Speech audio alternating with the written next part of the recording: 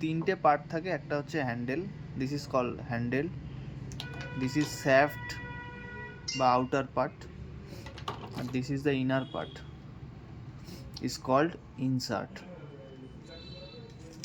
At first কি করতে হবে, ইনসার্টটাকে অ্যাটাচ করতে হবে, শ্যাফটের মধ্যে ঢোকাতে হবে। এইভাবে জাস্ট ভরে দিলাম, ভরার পর এটাকে এরকম টাইট করতে হবে। এটা আলগা থাকলে কিন্তু কাজ করবে না, এটাকে টাইট করে দিতে হবে।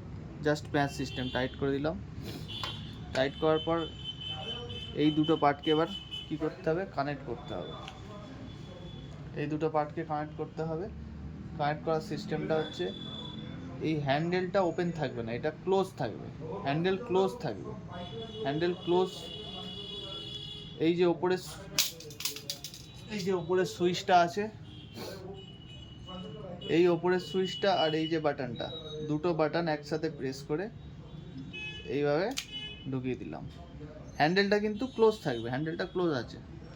এবার ঢুকানোর পরে যখন আমি এটাকে ওপেন করবো, একটা ক্লিক সাউন্ড হবে। এই যে ক্লিক সাউন্ডটা হলো, তার মানে আমি বুঝলাম যে প্রপার কানেকশান ঠিক আছে। এবার এটা ঘুরবে, আবার খোলার সময় প্রেস, খুলে গেল। আবার অ্যাটাচ করার সময় handle close, press the button both side, then input হয়ে গেল। এই খোলা, পড়ানোর সময় এই ক্লোজ থাকবে, বাটন দুটো প্রেস করব, ঢুকিয়ে দেবো। যখনই ওপেন করবো ক্লিক সাউন্ড হবে।